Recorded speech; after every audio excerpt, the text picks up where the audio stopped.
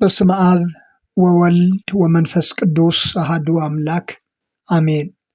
የልዑል እግዚአብሔር ቤተሰቦች እንደምን አላችሁ? እንደምን ቆያችሁ? በያላችሁበት ሰላም እግዚአብሔር ይብዛላችሁ። አምላካችን እግዚአብሔር ስለዚች ዕለትና ሰዓት ክብርና ምስጋና ለእርሱ ይሁን። ከዚች ሴት ታሪክ እንማር። በመጽሐፍ ቅዱስ እጅግ አስደናቂ የሆነ ታሪክና ሕይወት ያላቸው በርካታ ሴቶች መኖራቸው ይታወቃል።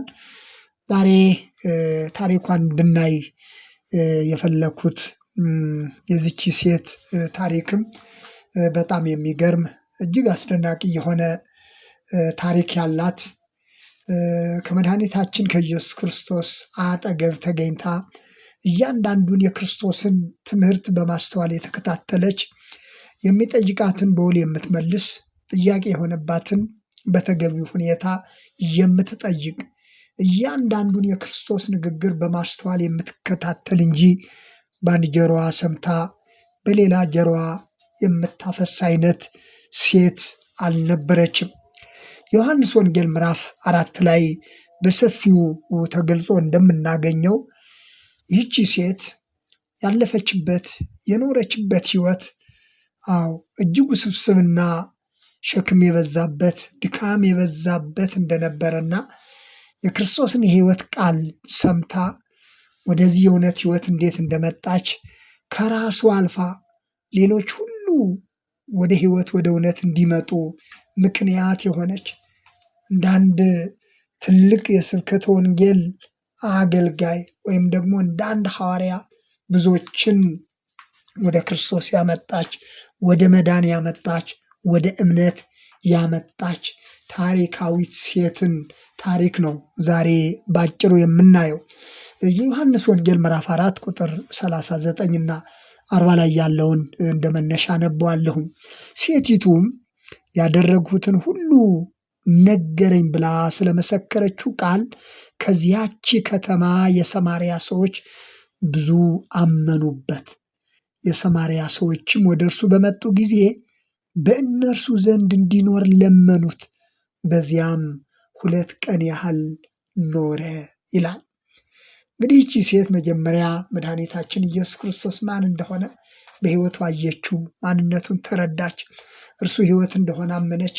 ከዛ በኋላ ደግሞ የሆነላትን ሁሉ ለከተማው ሰዎች በመናኘት ብዙ ሰዎች ከሰማርያ ከተማ ወደ ኢየሱስ ክርስቶስ በእምነት በመምጣት በእርሱ እንዲያምኑና ሕይወትን እንዲያገኙ ከፍቅራቸው የተነሳ የክርስቶስን ማዳን በውል ስለተረዱ ከእኛ ጋር ኑር በማለት የሙጥኝ ስላሉ እርሱም ከነርሱ ግብዣ የተነሳ ለ2 ቀን ያህል በሰማርያ እንደኖረ በመግቢያ ላይ ያነበብኩላችሁ ክፍል ያስረዳል።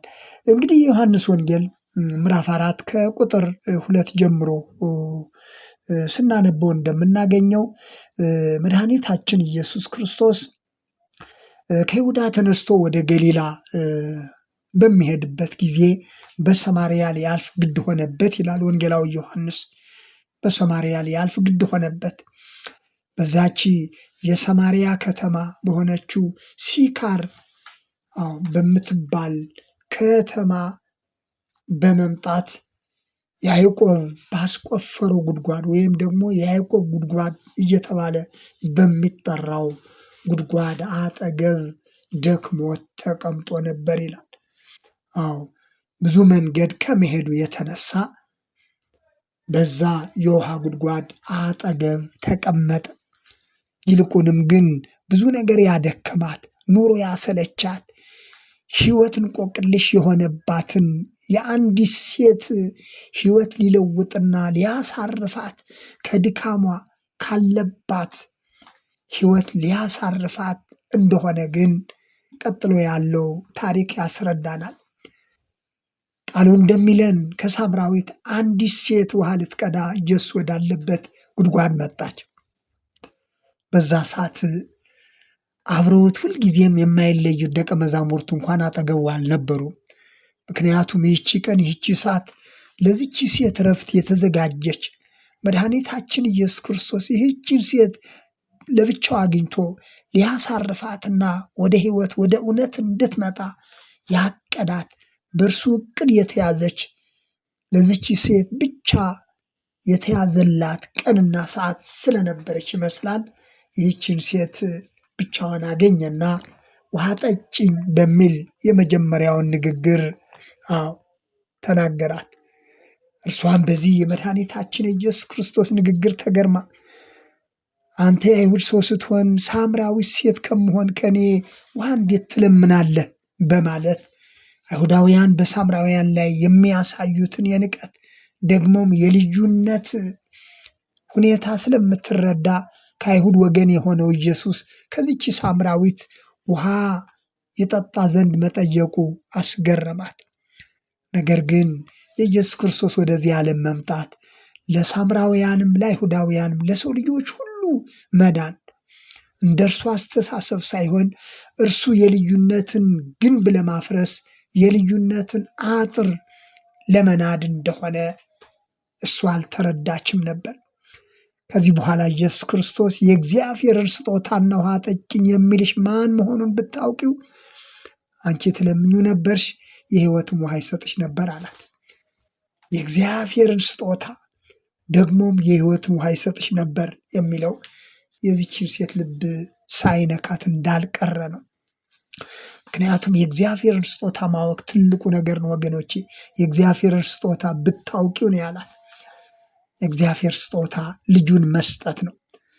እግዚአብሔር አንድያ ልጁን እስኪሰጥ ድረስ ዓለሙን እንዲሁ ወደዋልና ተብሎ እንደተጻፈው የእግዚአብሔር ትልቁ ስጦታ ብቸኛው ለሰው ልጆች ሁሉ የሆነው ስጦታ ልጁ ነበርና ይህንን አጠገቧ ያለውን የእግዚአብሔር ስጦታ የሆነውን የእግዚአብሔር ልጅ ክርስቶስን እንድታውቅ እርሱ የሕይወት ውሃ መሆኑንም እንድታምን ይህንን ቃል ተናገራት። በዚህን ጊዜ ይህቺ ሴት እርሱ የተናገረውን መነሻ አድርጋ እንግዲህ የሕይወት ውሃ ከወዴት ይገኛል?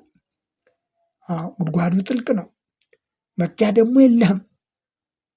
ደግሞም በሆኑ አንተ ይህን ጉድጓድ ከሰጠን ከአባታችን ከያዕቆብ ትበልጣለህን? ስትል የምታውቀውን የአባቷን የያዕቆብን ነገር አንስታ መናገር ጀመረች። ኢየሱስ ክርስቶስ ግን ሲመልስላት ከዚህ ውሃ የሚጠጣ ሁሉ ከያዕቆብ የውሃ ጉድጓድ የሚጠጣ ሁሉ ይጠማል። እኔ ከምሰጠው ውሃ የሚጠጣ ሁሉ ግን ለዘላለም አይጠማም። እኔ የምሰጠው ውሃ በእርሱ ውስጥ ለዘላለም ሕይወት የሚፈልቅ የሕይወት ውሃ ምንጭ ይሆናል እንጂ አላት። የሕይወት ውሃ ምንጭ ይሆናል እንጂ ዮሐንስ ወንጌል ምዕራፍ 7 ላይ እንደተገለጸው በእኔ የሚያምን ቢኖር የሕይወት ውሃ ወንዝ ከሆዱ ይፈልቃል ሲል ስለ መንፈስ ቅዱስ መናገሩ ይታወቃል። በክርስቶስ ማመን ማለት በመንፈስ ቅዱስ ማመን ነው። በክርስቶስ ማመን ማለት በእግዚአብሔር አብ ማመን ነው። ክርስቶስ የእግዚአብሔር ስጦታ የተባለው እግዚአብሔር አብ እግዚአብሔር ወልድን የሚገልጥ በሥጋ የተገለጠው እርሱ ሁሉንም የሚገልጥ እንደሆነ ሰዎች በእርሱ ማመን ማለት በመንፈስ ቅዱስና በአብ ማመን መሆኑን ይልቁንም ደግሞ የዘላለም ሕይወት በእርሱ መሆኑን በዚህ መንገድ ገለጠላት፣ አስተማራት። ሴቲቱም ጌታ ሆይ እንዳልጠማ ውሃም እንዳልቀዳ ወደዚህ እንዳልመጣ ይህን ውሃ ስጠኝ ስትል ጠየቀችው። ይህን ውሃ ስጠኝ ከመንከልከል በዛ በጠራራ ፀሐይ ወደ ጉድጓዱን ስራ ይዞ ከመመላለስ ይህንን ለዘላለም የማያስጠማውን የሕይወት ውሃ ስጠኝ ስትል ጠየቀችው። ኢየሱስም ሂጂና ባልሽን ጠርተሽ ነይ አላት። ሴቲቱም መልሳ ባል የለኝም አለችው። ኢየሱስም ባል የለኝም በማለትሽ መልካም ተናገርሽ፣ 5 ባሎች ነበሩሽና አሁን ከአንቺ ጋር ያለው ባልሽ አይደለም፣ በዚህ እውነት ተናገርሽ አላት። መልካም ተናገርሽ፣ እውነት ተናገርሽ። የዚች ሴት ሕይወት ጥሩ ያልሆነ ሕይወት እንዳልሆነ አንዱን በማግባት ሌላውን በመፍታት በማህበረሰቡ ዘንድ ጭምር የተናቀ ሕይወት ያላት ምናልባትም በጠራሯ ፀሐይ ብቻዋንን ስራ ይዛ ለመሄድ ያስገደዳት ከሰው እይታ ተሰውራ በዛ ሳቻ ሰዓት ውሃዋን ይዛ ልትመለስ አስባ ይሆናል።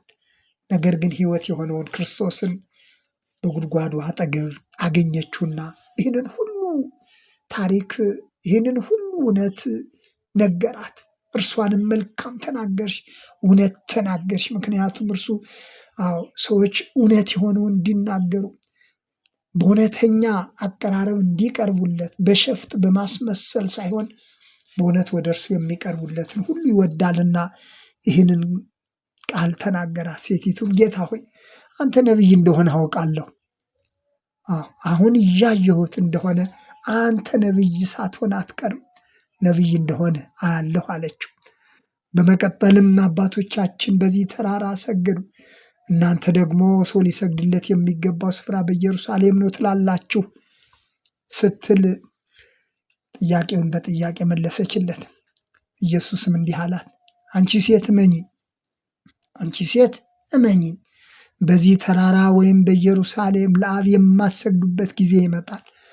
እናንተ ስለማታውቁት ትሰግዳላችሁ፣ እኛ መዳን ከአይሁድ ነውና ለምናውቀው እንሰግዳለን። ነገር ግን በእውነት የሚሰግዱ ለአብ በመንፈስና በእውነት የሚሰግዱበት ጊዜ ይመጣል፣ አሁንም ሆነዋል። አብ ሊሰግዱለት እንደዚህ ያሉትን ይሻልና። እግዚአብሔር መንፈስ ነው፣ የሚሰግዱለትም በመንፈስና በእውነት ሊሰግዱለት ያስፈልጋቸዋል።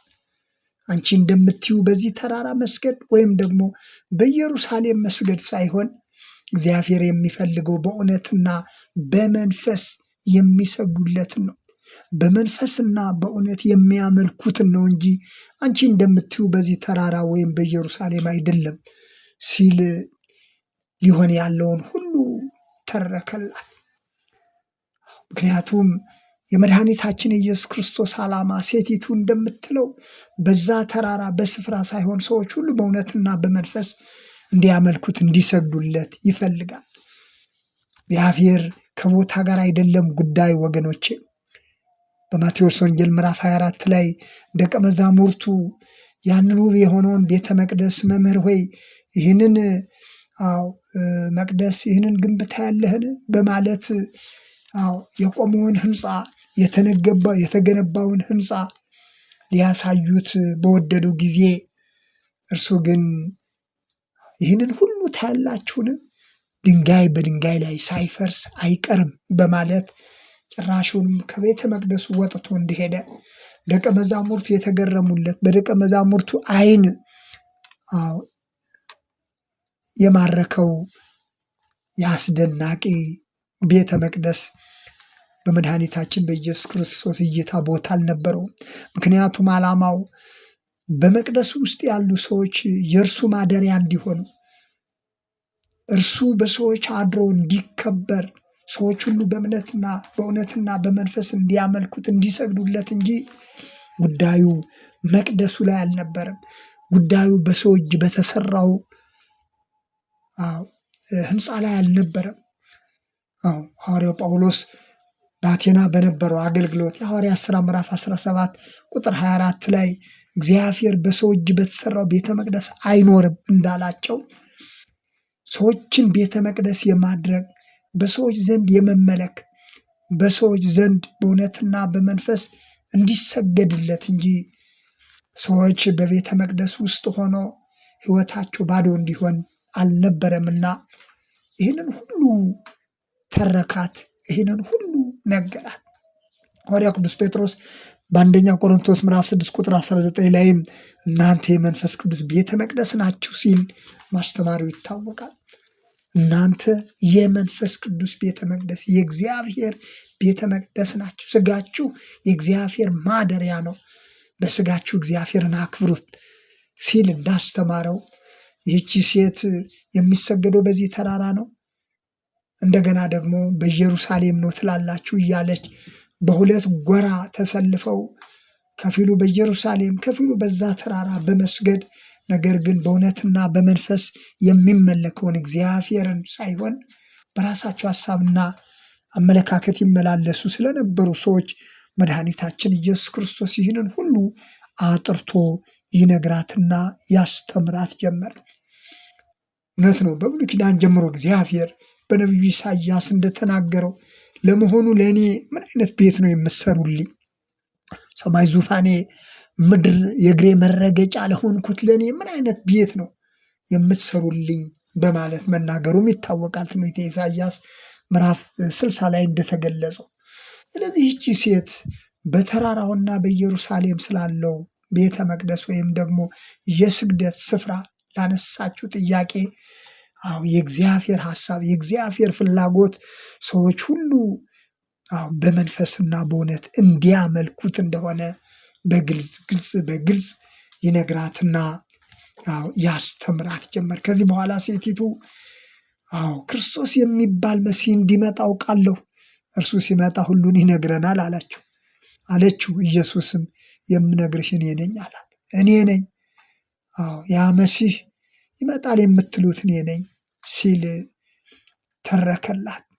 በዚህን ጊዜ ሴቲቱን ስራዋን በዛ በጉድጓዱ አጠገብ ባለበት ትታ ወደ ከተማው እየሮጠች ሄደችና የነገረኝን ያደረግኩትን ሁሉ የነገረኝን የሕይወቴን ምስጢር ሁሉ የነገረኝን ሰው ኑ እናዩ፣ ክርስቶስ ይሆንን ስትል ለከተማው ሰዎች በሙሉ ናኘች።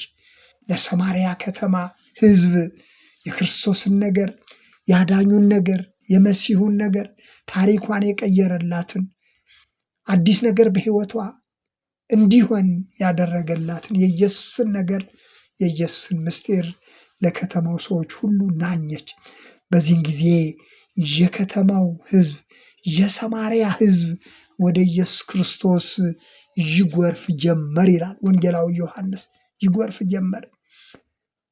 ሴቲቱ ያደረግኩትን ሁሉ ስለነገረኝ በማለት ለሕዝቡ ስለመሰከረች ከዚያች ከተማ የሰማርያ ሰዎች ብዙዎች አመኑ ይላል። ሴቲቱ ስለ ክርስቶስ ስለመሰከረች የክርስቶስን ነገር ስለተናገረች ብዙ ሰዎች አመኑበት። የሰማርያ ሰዎችም ወደ እርሱ በመጡ ጊዜ በእነርሱ ዘንድ እንዲኖር ለመኑት። በዚያም 2 ቀን ያህል ኖረ ይላል። በእነርሱ ግብዣ በዛ 2 ቀን ያህል ኖረ። ሲቀጥሉም አሁን የምናምንሽ አንቺ አስቀድሞ ስለተናገርሽው አይደለም፣ እኛ ራሳችን ሰምተነዋል። እርሱ በእውነት ክርስቶስ የዓለም መድኃኒት እንደሆነ እናውቃለን ይሏት ነበር። የዓለም መድኃኒት እንደሆነ የዓለም መድኃኒት ወይም መድኃኔ ዓለም የሚለው ለመጀመሪያ ጊዜ ተገልጾ የምናገኘው በዚህ በዮሐንስ ወንጌል ምዕራፍ 4 ቁጥር 42 ላይ እና እንደዚሁ ደግሞ በአንደኛ ዮሐንስ መልእክት ላይ ነው። እርሱ በእውነት ክርስቶስ የዓለም መድኃኒት እንደሆነ እናውቃለን ይሏት ጀመር። እነማን? የሰማርያ ከተማ ሰዎች፣ በእርሷ ምስክርነት ወደ ኢየሱስ ክርስቶስ የመጡት ብዙዎች ወደ ክርስቶስ። ብዙ ሕዝብ በልዩነት በጥላቻ በሚመላለስባት ዓለም ውስጥ ይህች ደግሞ ብዙዎች ወደ ክርስቶስ እንዲመጡ፣ ወደ መዳን እንዲመጡ፣ ወደ ሕይወት እንዲመጡ የመሰከረች ብዙዎችም ለክርስቶስ እንዲሆኑ ስራ የሰራች የተለየች ሴት ናት። ታሪኳም እጅግ አስገራሚ መሆኑን በዚህ መንገድ ማየትና መረዳት ይቻላል። የእግዚአብሔር ምስጢር የሆነውን የእግዚአብሔር ስጦታ የሆነውን ክርስቶስን የሰማርያ ከተማ ሰዎች ሁሉ እንዲያዩ ወደ እርሱም እንዲመጡ በእርሱ ሕይወትም ለዘላለም በሕይወት እንዲኖሩ ይህንን ድንቅ የሰራች ሴት ናት። አምላካችን እግዚአብሔር ስለነበረን ጊዜ ክብርና ምስጋና ለእርሱ ይሁን። አሜን።